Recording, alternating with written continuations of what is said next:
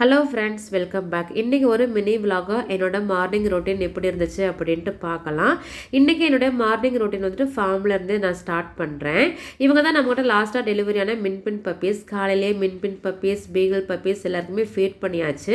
நம்மளுடைய beagle பப்பீஸ்க்கு 20 days ஆயிடுச்சு. அதனால் மதர் ஃபீடிங்லேருந்து செர்லக் ஃபீடிங் அப்படியே கொஞ்சம் கொஞ்சமாக மாற்றிக்கிட்டு இருக்கேன்.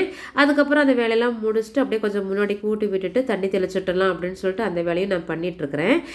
பப்பீஸ்க்கெலாம் ஃபீட் பண்ணுற வேலை இருக்குது அப்படிங்கிறதுனால ஃபார்மு வீடு அப்படின்ட்டு 2 இடத்துலையுமே மாறி மாறி கொஞ்சம் அலைய வேண்டியதாக இருக்குது.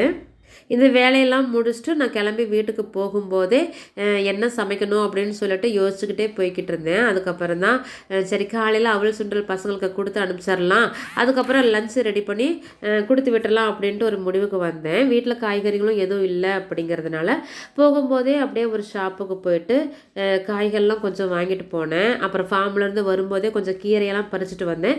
இதை வச்சு நம்ம இன்றைக்கி லஞ்சை முடிச்சிடலாம் அப்படின்னு சொல்லிட்டு பிளான் பண்ணினேன். வீட்டுக்கு போகும்போதே மகிழன் வந்துட்டு குளிச்சுட்டு அப்படியே உட்காந்துக்கிட்டு இருந்தான் டிவி பார்த்துக்கிட்டு. அப்போ நான் வீட்டுக்கு போனதுமே கொஞ்சம் வீட்டு வேலையெல்லாம் ஸ்டார்ட் பண்ணிவிட்டு அதுக்கப்புறம் நான் சமைக்க ஆரம்பிச்சிட்டேன். பசங்களுக்கும் வந்துட்டு நான் வாங்கிட்டு போன அவல் சுண்டலே கொடுத்தேன், இதை சாப்பிட்டு போங்க, மதியமாக நான் லஞ்சு ரெடி பண்ணிட்டு வந்து நான் கொடுத்து விட்டுறேன் அப்படின்னு சொல்லிட்டு நான் அப்படியே என்னோடய வேலையை நான் செஞ்சுக்கிட்டே இருந்தேன். மகளினே கொஞ்சம் டென்ஷன் ஆனா, காலையிலேயே அவல் சுண்டல் சாப்பிட சொல்கிறியா, தோசையாவது போட்டு கொடுக்கலாம்ல அப்படின்னு சொல்லிட்டு கோவப்பட்டா. இன்றைக்கி ஒரு நாள் அட்ஜஸ்ட் பண்ணிக்கோங்க, எனக்கும் கொஞ்சம் உடம்பு சரியில்லை அப்படின்னு சொல்லிட்டு அவளையும் அப்படியே சமாதானப்படுத்தி அனுப்பிச்சி வச்சேன். அவங்கள அனுப்பிச்சி வச்ச கையோடய என்னோடய சமையல் வேலையும் முடிச்சுட்டேன். அதுக்கப்புறம் பார்த்தீங்கன்னா என்னோடய வீட்டோட கண்டிஷன் இந்த மாதிரி தான் இருந்துச்சு. குப்பையெல்லாம் அப்படி அப்படியே கிடந்துச்சு.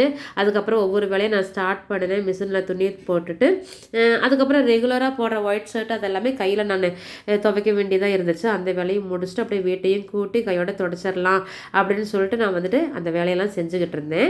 நான் வந்துட்டு நம்ம வீட்டில் டாக்ஸ் நிறைய இருக்குது அப்படிங்கிறதுனால வீட்டை நான் க்ளீன் பண்ணும்போதுமே நான் கெனல் வாஷ் யூஸ் பண்ணி தான் நான் எப்போயுமே வீட்டை நான் க்ளீன் பண்ணுவேன். அதனால் வீட்டையும் துடைச்சி விட்டுட்டு அப்படியே கையில் துவைக்க வேண்டிய துணி எல்லாமே துவைச்சிட்டு என்னோடய வேலையை அப்படியே நான் செஞ்சுக்கிட்டே இருந்தேன். அடுத்தது பார்த்திங்கன்னா நேற்று சாயந்தரம் நம்ம ஏரியாவில் வந்துட்டு நம்ம வீட்டுக்கு முன்னாடி யாருன்னே தெரில ஒருத்தர் வந்து ஒரு பப்பி அப்படியே இறக்கி விட்டுட்டு போயிட்டாரு.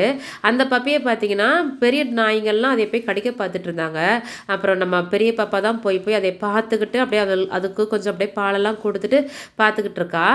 அதுக்கப்புறம் பார்த்திங்கன்னா நான் குளிச்சுட்டு பசங்களும் சரியாக அவள் சுண்டல் சாப்பிடல, சரி அது வேஸ்ட் ஆயிருமே அப்படின்னு சொல்லிட்டு நான் சாப்பிட்டுக்கிட்டு இருந்தேன். பெரிய பாப்பா கொஞ்சம் டீ போட்டுட்டு வந்து கொடுத்தா. அதுக்கப்புறமா இவரும் வெளியே கிளம்பினாரோ. நானும் மகளினிக்கெலாம் லஞ்சு வந்துட்டு கையோட கொடுத்துட்டே போயிருங்க அப்படின்னு சொல்லிட்டு லஞ்சு பேக்கில் அப்படியே கொஞ்சம் பேக் பண்ணி கையோட கொடுத்தே விட்டுட்டேன். இன்றைக்கி என்னோட மார்னிங் ரொட்டீன் வந்துட்டு எனக்கு இப்படி தான் போணுச்சு. இந்த வீடியோ உங்களுக்கு பிடிச்சிருந்துச்சு அப்படின்னா நம்ம வீடியோக்கு லைக் பண்ணிக்கோங்க, அப்படி நம்ம சேனலை சப்ஸ்கிரைப் பண்ணிக்கோங்க. தேங்க்யூ.